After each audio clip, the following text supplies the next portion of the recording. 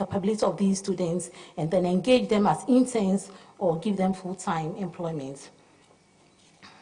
And to cap up, 5% of our mentors have over the past 4 years taken calculated risk and invested in some of the business ideas and innovations presented by the students during the 5-day boot camp. Though these feats may possibly look small, Your Excellency, we are excited that it is all born out of the mentoring, coaching, ideas development, as well as the input and seed capitals made available to them.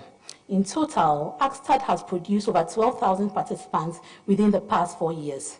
The number of participating schools has increased from 8 to 30 institutions, including agri-colleges, farm institutes, private and public universities, and the senior high schools. 5 years down the lane, the onus is now on all of us here to further push to drive a change that will propel a stable and sustainable growth of our sector.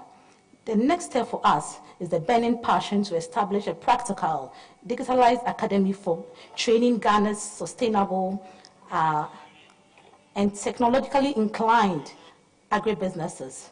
To this end, we have acquired a 10-acre land in Banvam, Tamale Northern Region. We have secured the support of the Israeli Embassy to develop the architectural layout, and we are looking for support to be able to establish this academy within the next 2 to 5 years. With the heightened interest and focus on public-private partnership, your support towards realizing this vision can be very transformative. We need agribusiness to be more attractive. We need agri to be more appealing. We need agri to be more action-oriented than talk-oriented. We need to live good lives, enjoy a good lifestyle through agribusiness. We need agri to be more youthful and much more relatable to the young ones. We also need agri as a compulsory subject across all levels, right from primary throughout to university. We need you, Your Excellencies, to sit down one-on-one with us for us to express our challenges, share more of our successes and what we can do better should we get support to both technically and financially to scale up ACSTAD. The youth of today has demonstrated beyond reasonable doubt that when given the needed motivation, mentorship, and resources, we're able to push further and deliver on our projects or initiatives. We call on you to support us raise the bar and create an action-driven blueprint for an increasingly sustainable agribusiness growth and movement. Your Excellency, on behalf of AgriHouse Foundation team, we thank you so much for welcoming us to your office. This will really go down in our history books. And to our sponsors, ADB, OCB, Broad Spectrum, and Nenam Ventures, our patrons, Dr. Zaneto, and then Nene Davis, we thank you so much. And to all our boot campers representing different agri-colleges, farm institutes, and universities, we are hoping that you make the most out of this 5-day event. Act with courage and take a bold step with your agribusiness ideas during the boot camp. And finally, let's remember that today's work can become tomorrow's prosperity. Thank you.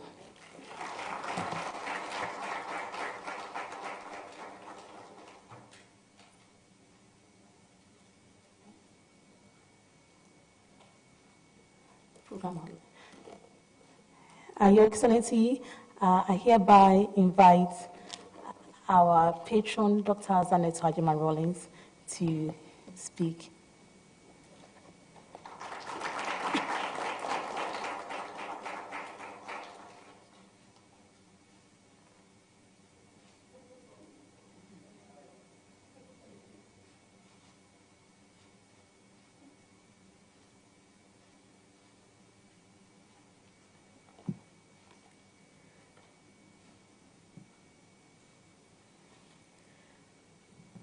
Good afternoon, Your Excellency. I'll stand on previous protocols in order to keep this short and just dive right in. I'm very happy to be here once again. This is an annual event that we do with our students. And I don't know if Alberto has mentioned to you yet, I'm very passionate about agric. I did agric for 6 years in school, 3 years in GSS and 3 in SS. It was a compulsory core subject at the time. And so I grew up not just with a passion for it, but with the understanding of the skill that is involved.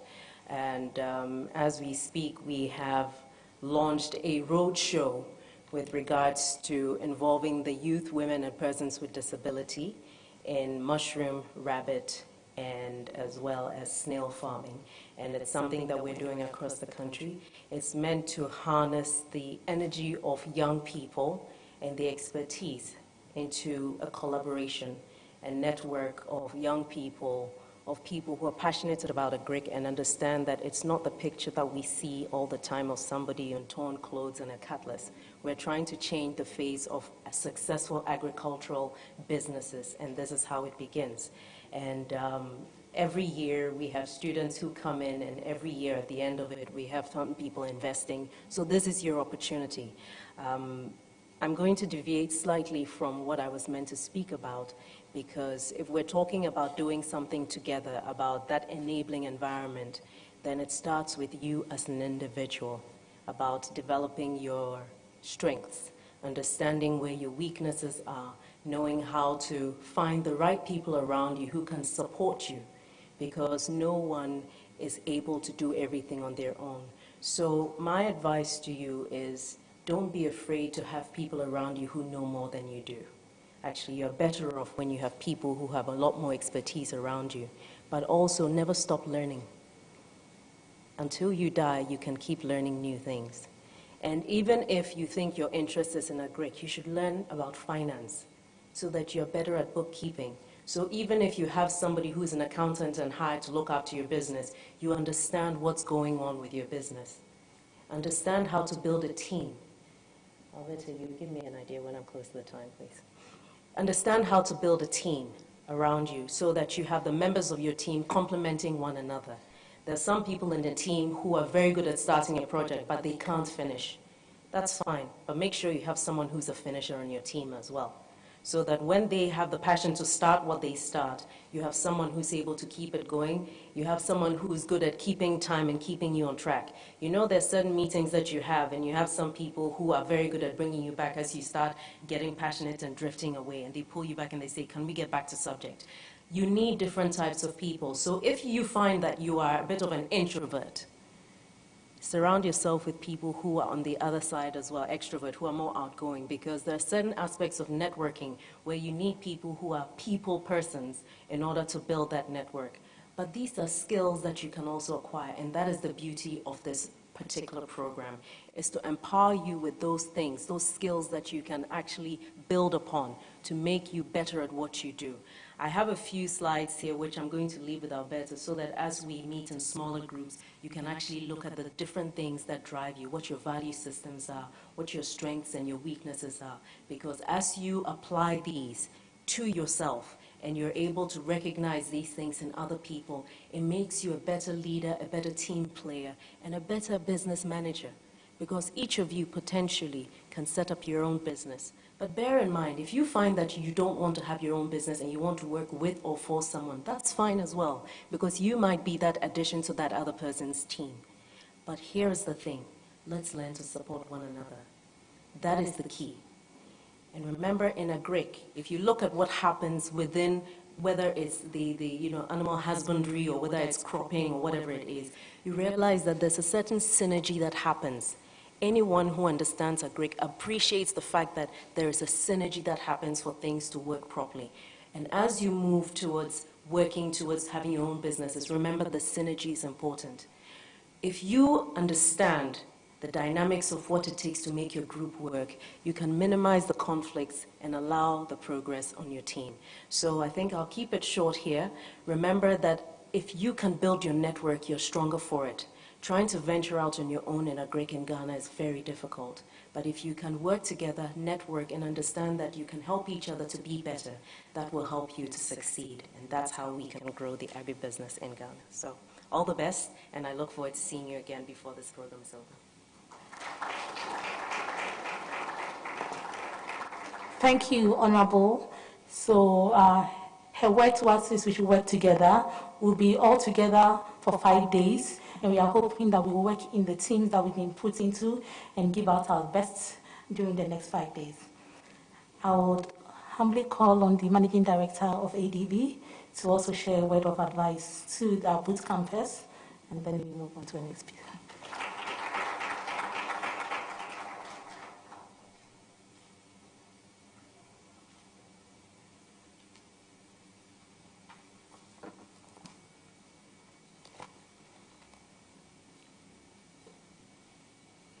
Your Excellency, Vice President, members, colleagues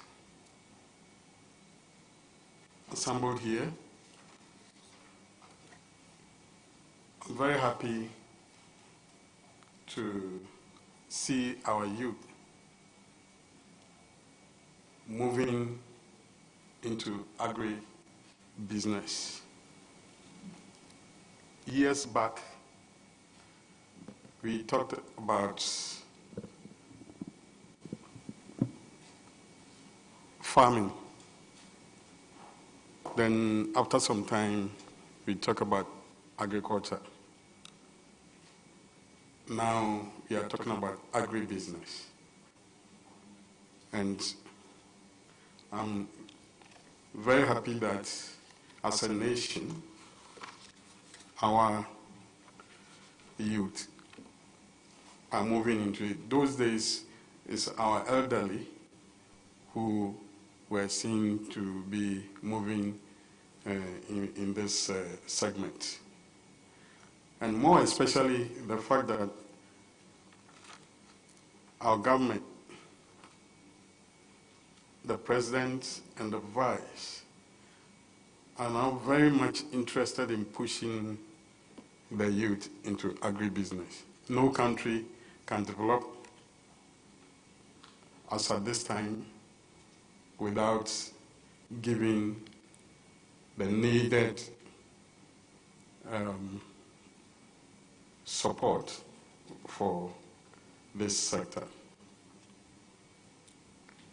Now we're talking about agribusiness.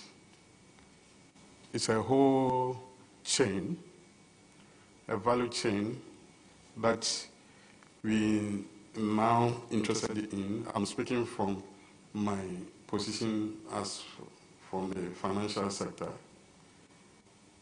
I know Agric Ministry, I can see some personnel here. They are the technocrats. We do the financing, but we are in touch with them day in and day out, and other institutions that are also supporting.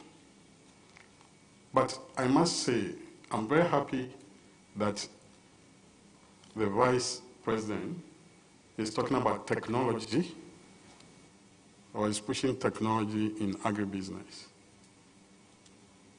We have a whole chain in terms of inputs, supply, we have production, we have processing, we have the retailing and the marketing aspects. We, at especially Agri Development Bank, are very much interested in the value chain support. And we have cases of very good establishment that we are closely in touch with. When you visited me in my office some years, I think 2 years? 2 years ago, I was wondering whether in 2 years' time we will see all of you again and closely moving into it. And it has proved very successful. And I must congratulate your leaders and then Honorable Senator for this push. ADB would want to compliment with you, give you all the support, give you all the issues that will come to fore in case you have to be supported financially. I have twisted the topic because we need to speak from experience. And so I'm not reading any document. I'm just giving out the points which you really need. Come this year, we are coming out with mentors in the agribusiness industry. And our model now is the Ekonfi Fruit Juice Factory, which ADB has financed a huge pineapple plantation based on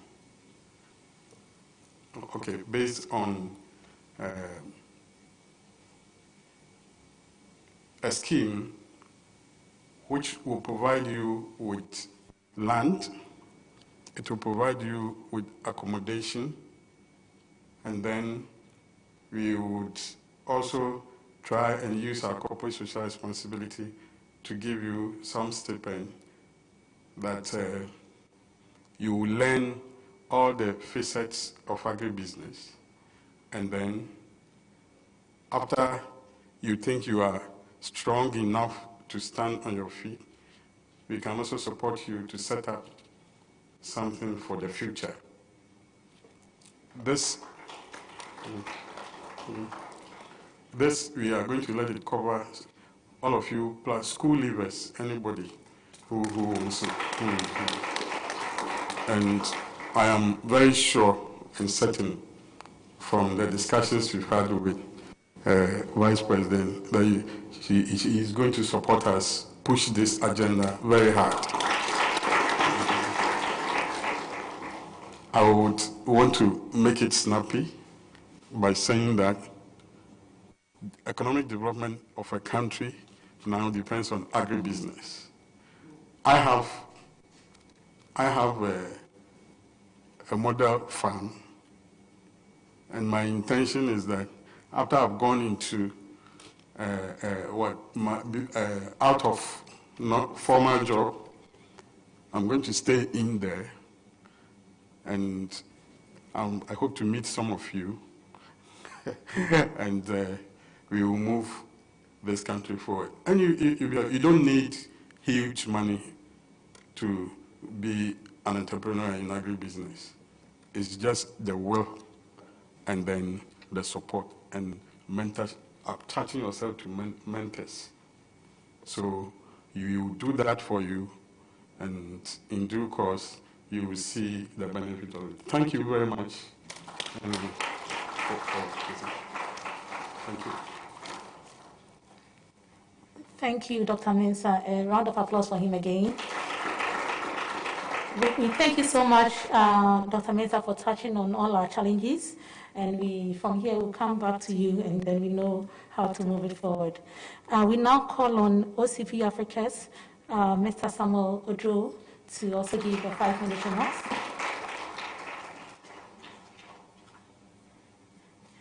Mr. Samuel, let's keep it to 5 minutes. Please. Thank you. Your Excellency, all protocol observed because of the time. I'm coming to speak to you, first of all, as somebody who's also into agriculture and also leading one of the biggest agric institutions in Africa.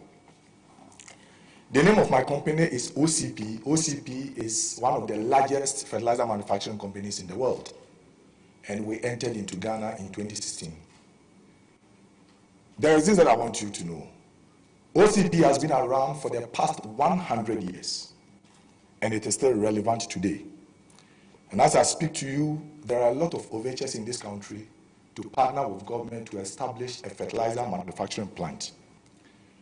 Why is it that OCP has come this far? Students, listen to me.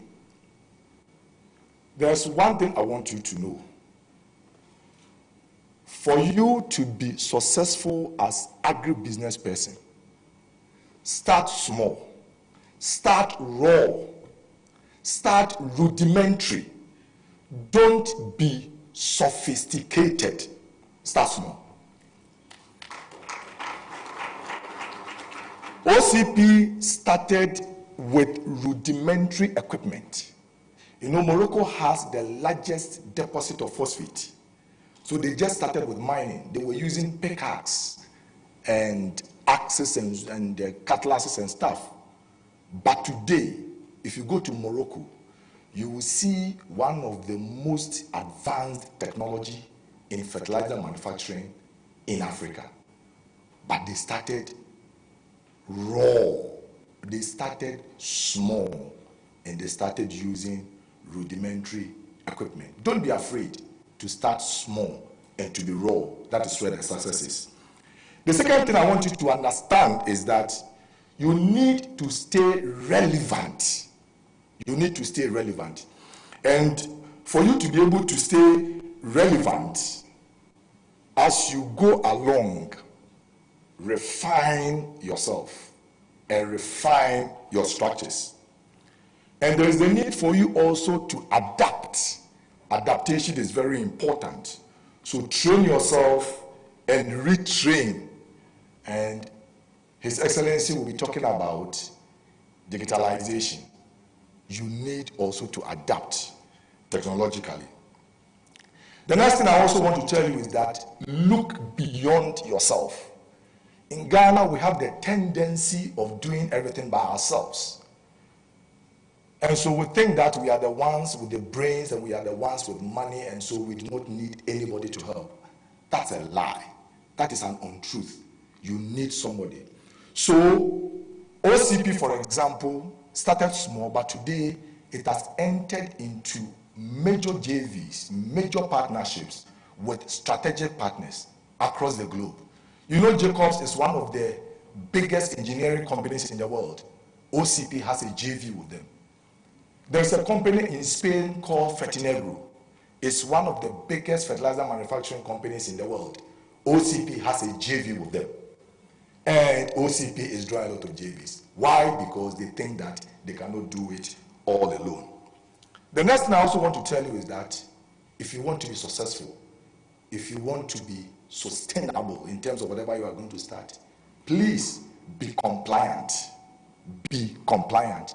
And by compliance, I'm talking about the fact that statutory, you have to be compliant. Don't be the kind of people who start businesses and then don't pay taxes. Pay taxes. Environmentally, be compliant. Respect the people you work with and make sure that you do what is right. Finally, I want to leave you with this quotation that came into my mind yesterday as I was pondering about this. I've already spoken about adaptations. So I'm urging you that build your organization in terms of adaptations and not in terms of absolute, because you are not the absolute. You need others to join hands with you. We wish you well, and OCP, we are always ready. Last year we supported with fertilizers, and this year we shall continue to do so. Thank you very much. Mr. Drew, thank you so much. We are happy that your fertilizers have supported majority of our beneficiaries. Mustafa is here, and his cowpea farm is doing so well. And just 2 days ago, James also came for the rest of the fertilizers. So thank you so much. And I'll call on the chairman for the National Farmers and Fishermen Award Winners Association to give a 3-minute remarks. 3-minute remarks, and then after which we call on His Excellency to also take charge of his mentorship session. Thank you very much, Alberta. His Excellency, the Vice President, our future agribusiness industry captains. Good evening to you all. Yes, first and foremost, I want to thank Alberta for this opportunity, and I also want to thank His Excellency for hosting us. I want to say that we are making history today. We are making history because we have a sitting vice president hosting our future agribusiness captains, and I think it's important.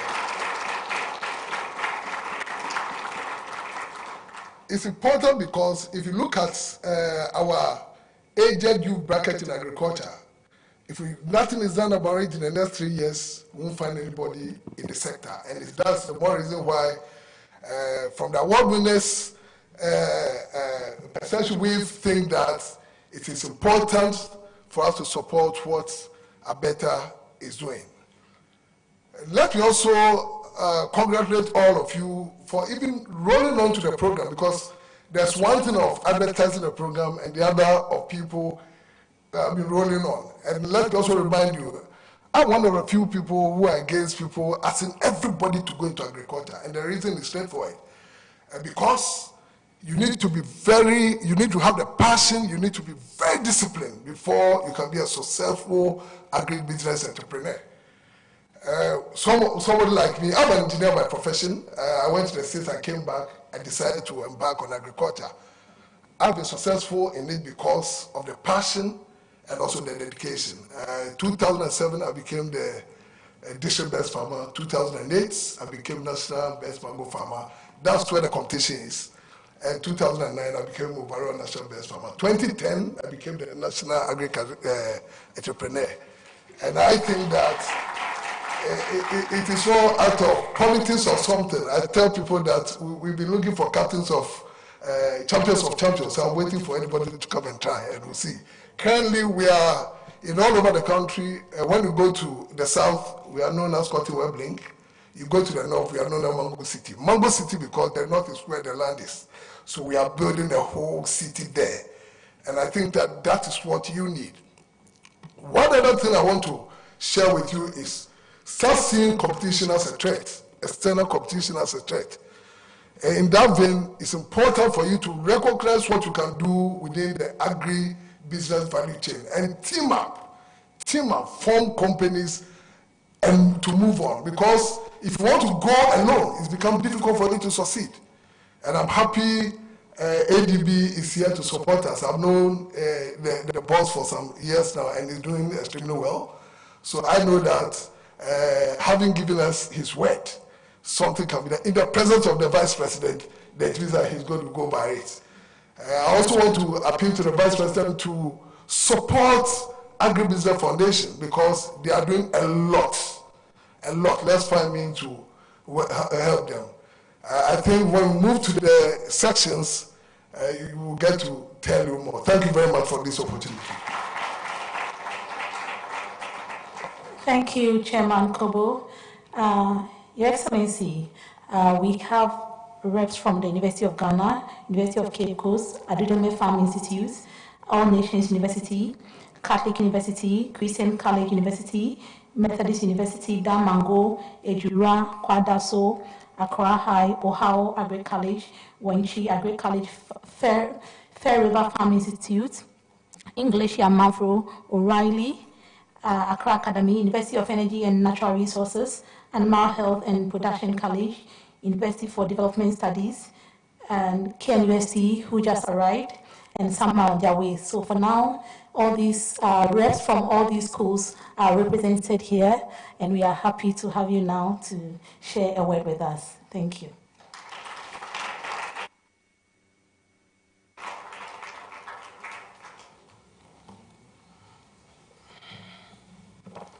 Thank you very much.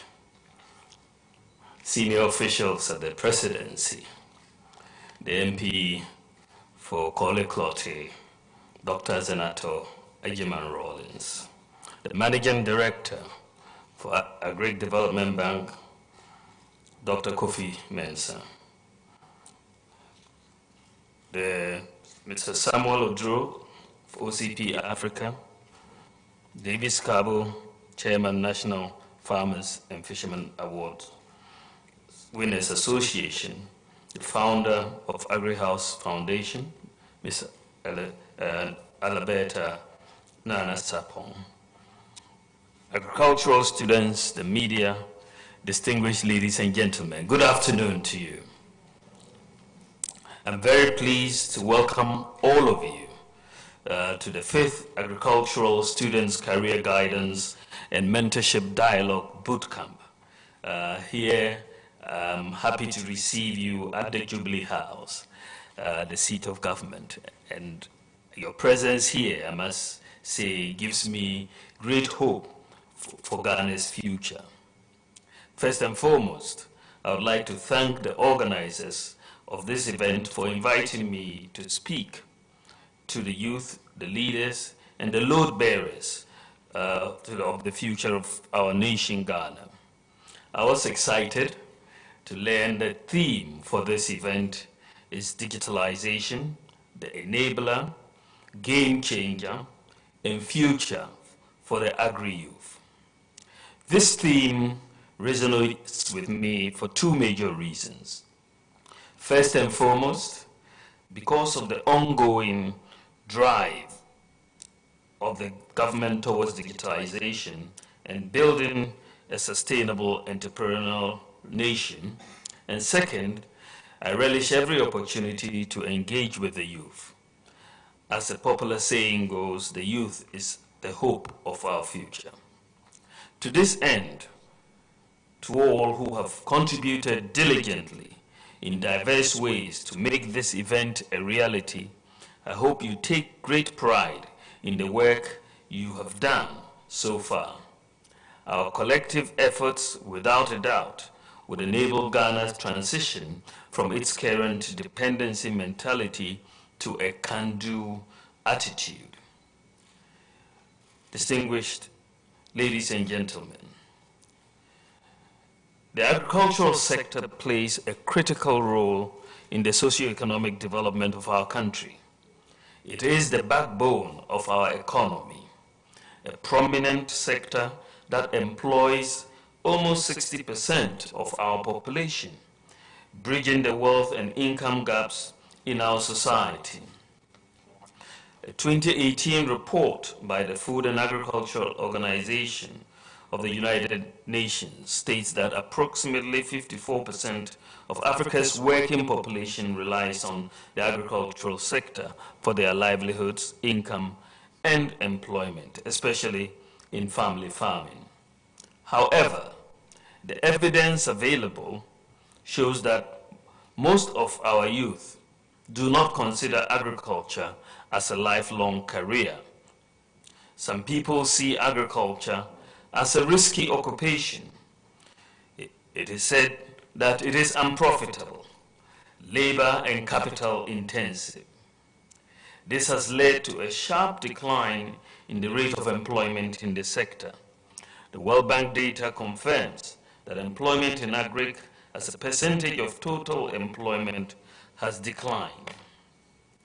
It is a common human trait to be risk-averse and to sometimes fear the unknown. However, as Mark Zuckerberg, the co-founder of Facebook, puts it, and I quote, "The biggest risk is not taking any risk. In a world that is changing really quickly, the only strategy that is guaranteed to fail is not taking risks," end quote. Moreover, fear of risks would not permit us to find solutions to a problem. The Akufo-Addo government is building a vibrant modern nation that is characterized by strong systems and institutions that work. This is what we are trying to do. We want to end the vicious cycle of rhetoric and underdevelopment. Our government is pursuing an economic transformation agenda through digitalization. The application of technological processes to change the ways and means by which we perform economic activities and how individuals, businesses interact with each other and with government agencies and institutions.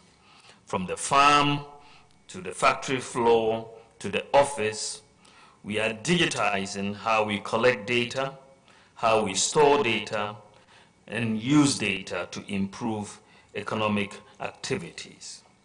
So we see digitization as essentially when you are looking at the economic environment, and it's particularly if you look at agriculture, we see digitization as a way of de-risking the agricultural sector, because a lot of perceived risks and real risks do exist. As a nation, we are at a point in the world where we are talking about the onset of the fourth industrial revolution.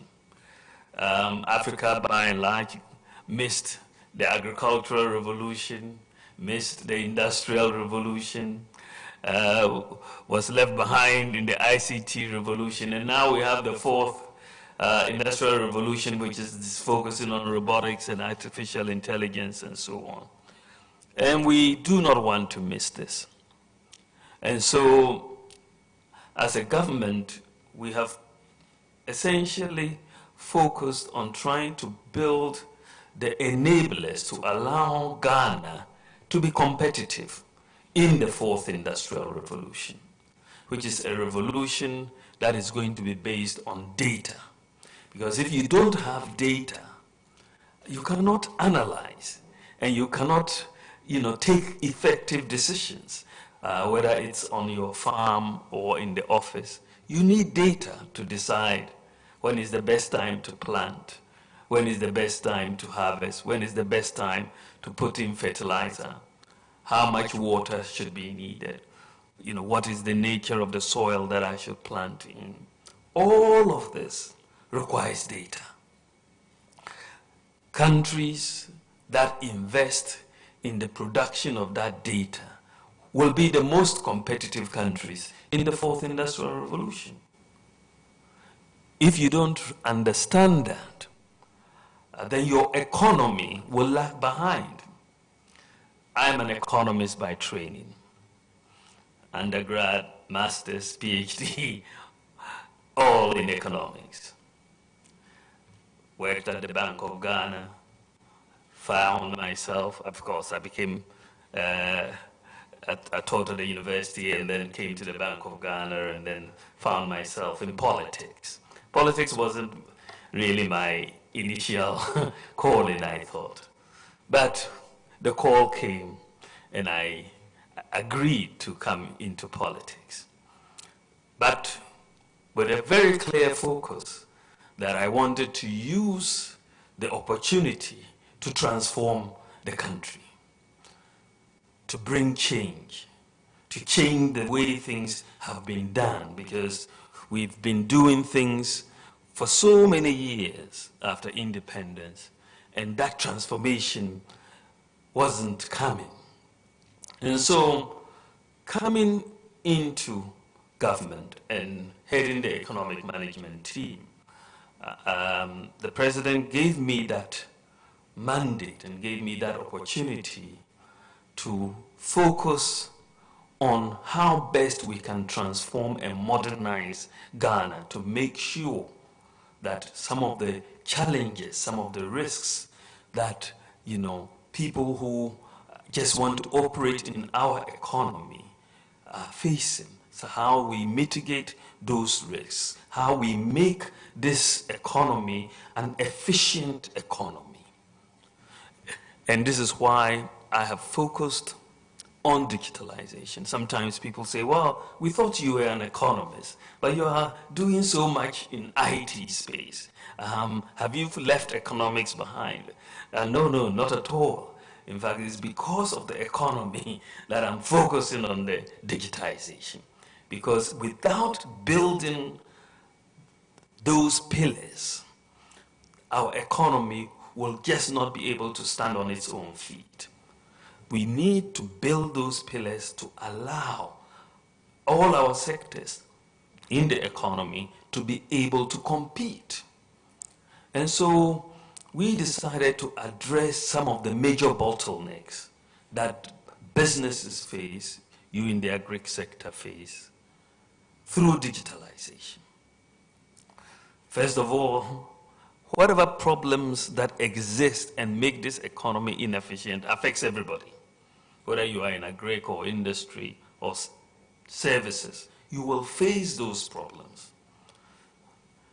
If you don't know who you are dealing with, if identity, just establishing your identity is a problem, and you go to Dr. Kofi Mensah at Agri Development Bank and you say to Dr. Kofi Mensah, I want to borrow money for my business. Now, they need to establish your identity, first of all. And if that is not clear, if there is any doubt about what your identity is, there may even doubts about your age and all of that, you are not likely to get that loan if you don't have a track record that goes with your identity. You have a problem. And we had a situation in Ghana where for 60 years we have a 30 million population, but we don't have unique identity numbers. And this is why we introduced and sort of went ahead to implement, because in 2008 the National ID Card Project was introduced in 2008. But when we came into office in 2017, we thought that was the key pillar for digitization of this economy, that everybody has to have a unique identity. And once you have that unique identity, it becomes the one identity that will follow you from birth to death, and therefore you will be able to be recognized. So that was one thing that we did. And so we issued the Ghana card, which is ongoing. About 16.4 million people have been enrolled, and so you have that there. Number two, people need to know where you live. What is your address? If you have to direct somebody to your farm to deliver something, how are they going to get there? When you go to fill in a form and they say, what is your address? What are you going to put there? And that is why we looked at the problem and decided that the best way forward was to adopt a digital address system for Ghana.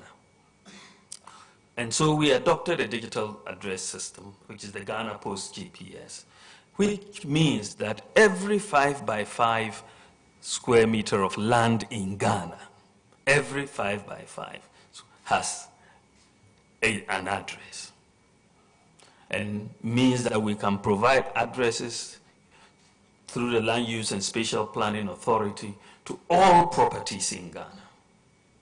And so far we've identified 7.5 million properties, and the first set of addressing has taken place of about 3.5 million, and we are doing the second phase. And we hope very soon every property in Ghana, whether it's in the village, town, or hamlet, wherever, will have a unique digital address. Now, you may not think that it's a big deal, but it is a really big deal to have an address to your property or your land, wherever it is that you are farming. You need an address there. Now, of course, that means with the Ghana Post GPS, anybody can just follow the map, the app, and come straight to your farm. Any financial institution that needs to come and check out your farm, you just say, this is my digital address, and they will be there and see what you are doing. You know, so it solves a really major problem that, you know, you tend to see not only in agriculture, but everywhere. Right now, thankfully, we are in the process of uploading our Ghana Post GPS addresses into Google Maps. So we've reached an arrangement with Google so that your Ghana Post GPS addresses will be uploaded into Google Maps. We are doing the first 500,000 addresses, and then we will proceed in time to do all 7.5 million addresses, which means that on WhatsApp you'll be able to find a way to anybody's door in Ghana, because Google Maps has some limitation. It will take you to the area, but not directly to the specific. But the address system, it becomes very, very important. And so we're doing it. The third thing that we have addressed in the context of digitization, the third pillar that we had to build was to make sure we had financial inclusion. What does financial inclusion mean? Essentially, we are trying to make sure that everybody becomes part of the financial system. And we've broken it down to say, let's make sure everybody has a bank account. bank account in quotes, because bank accounts have changed. We have moved from branch banking to branchless banking. The traditional bank account where you go to ADB and fill a form and open an account, and that is your bank account and all of that, is changing. Today, more people use mobile money than bank account. Most people. But the mobile money account functions just like your traditional bank account. So we said, okay, let's do mobile money interoperability. When we came into office, I don't know if you remember, you could not even send money from Tigo to MTN. Isn't it? Yeah, you couldn't. But because the systems were not interoperable, so we had to bring that interoperability together. And not only that, we moved to the second stage. The second stage, which is to make your bank account interoperable with your mobile wallet. Ghana was the first country, and is probably one of the only countries in Africa to have been able to accomplish this feat.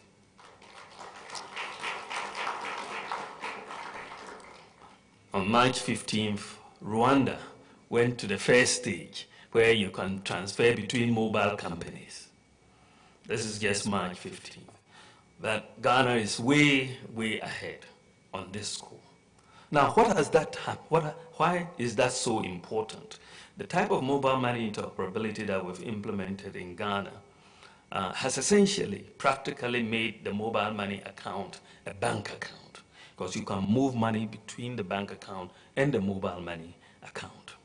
And it has really resulted in a major jump in mobile money transactions in Ghana. And it has made Ghana the fastest growing mobile money market in Africa, our country,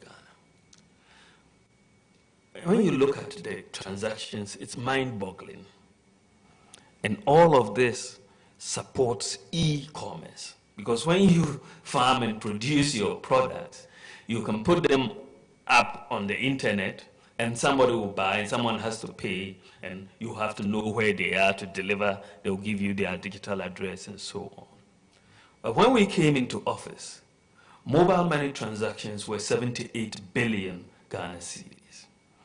78 billion. After doing mobile money interoperability, we have gone up from 78 billion to 905 billion.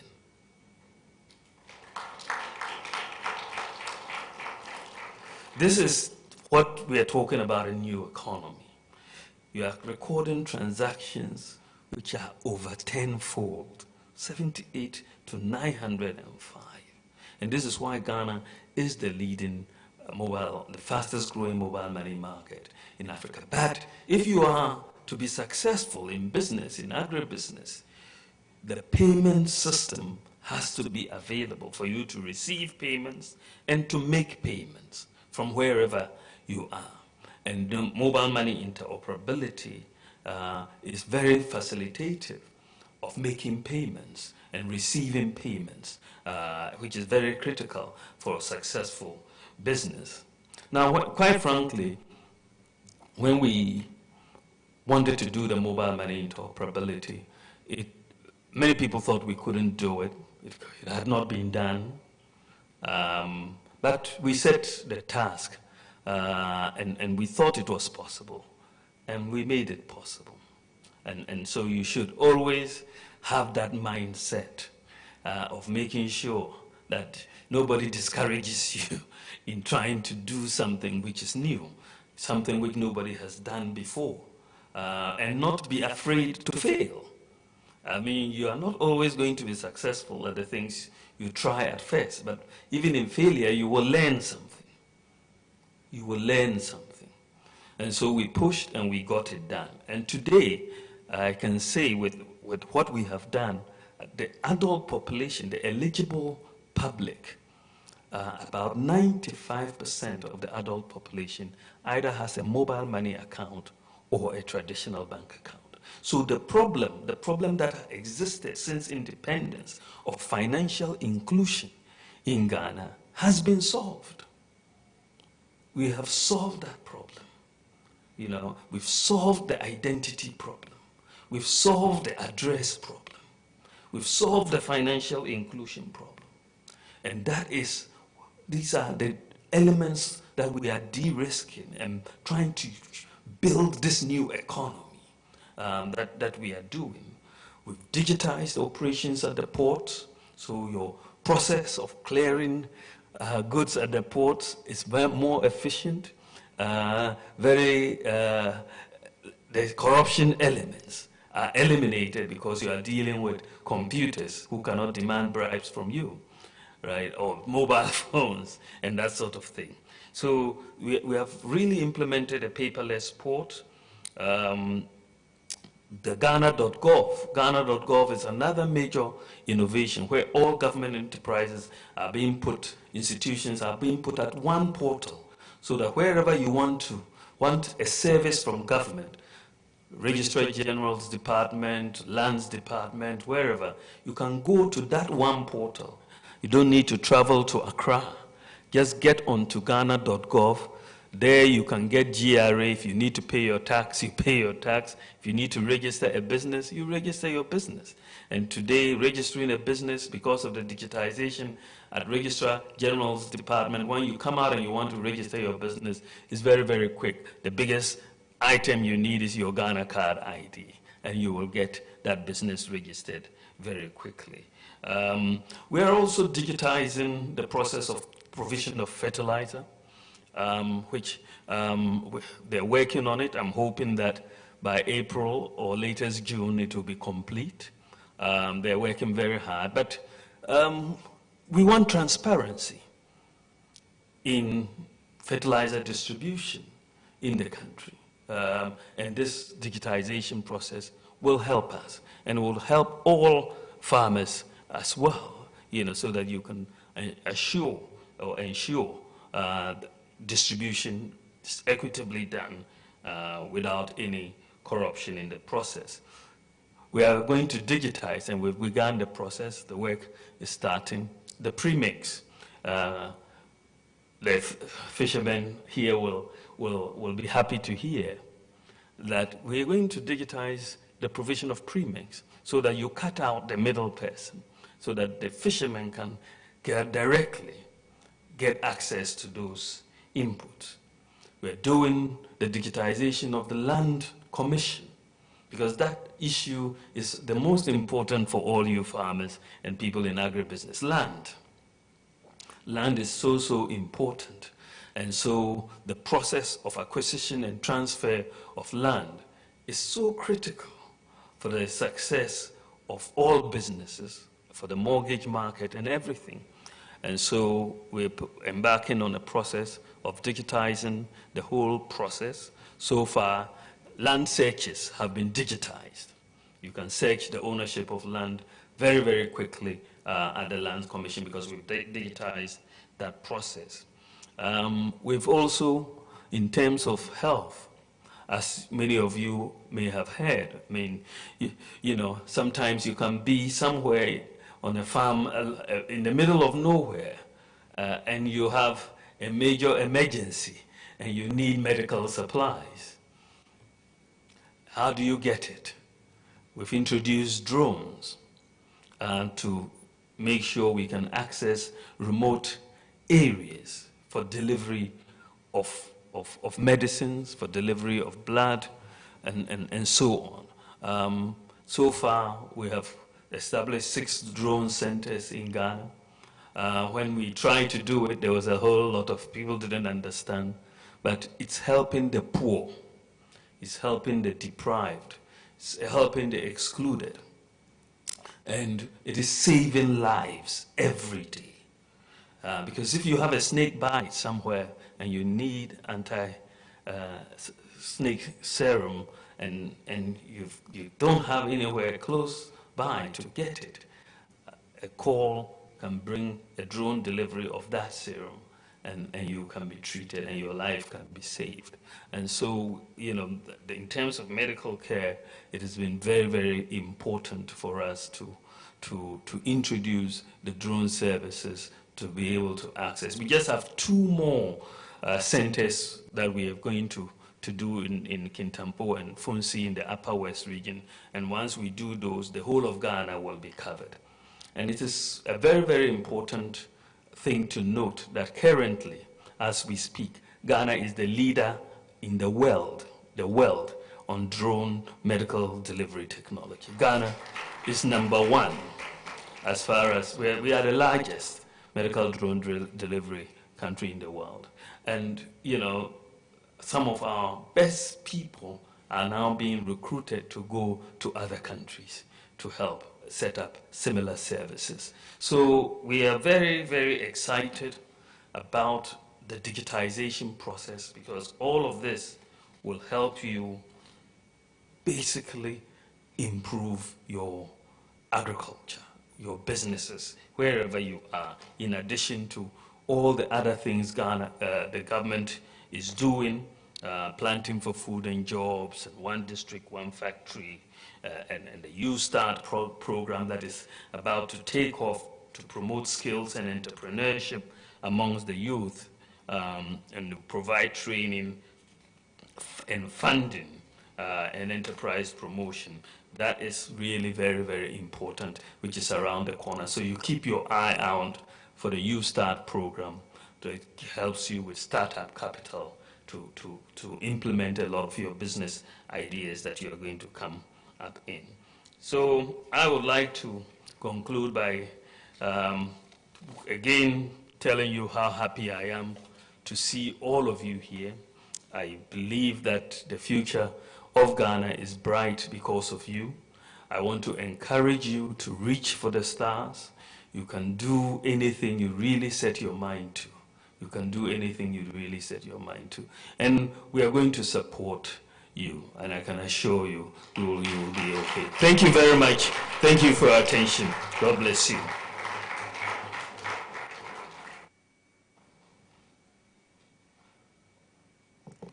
Thank you, Your Excellency. Don't be afraid to fail. Reach for the stars. Thank you so much. Want to acknowledge Mr. Kluche, the Director for the Youth and Agriculture. He's here. Because of the time, he couldn't speak. And then also the Director for Broad Spectrum. Also, because of your time, he couldn't speak. So, Your Excellency, I don't know if there are any questions, or we could allow room for questions. Okay, time.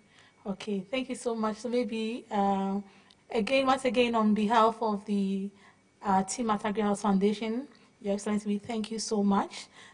Your last words mean so much to us, that you are going to support us. So we are going to follow up diligently. The students are here for 5 days, and so we are going to follow up, and we would let them know the kind of support you give us as well. Thank you so much. Mr. Enoch, can we allow for at least photo opportunities?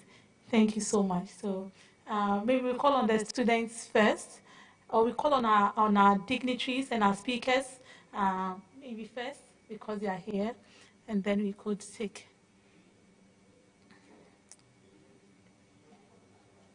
So our speakers.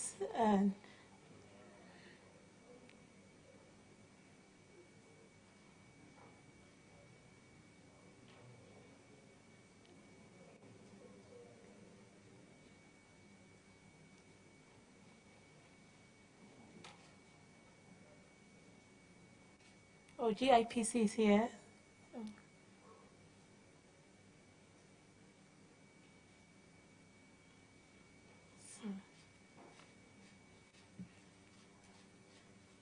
Okay, thank you so much. Then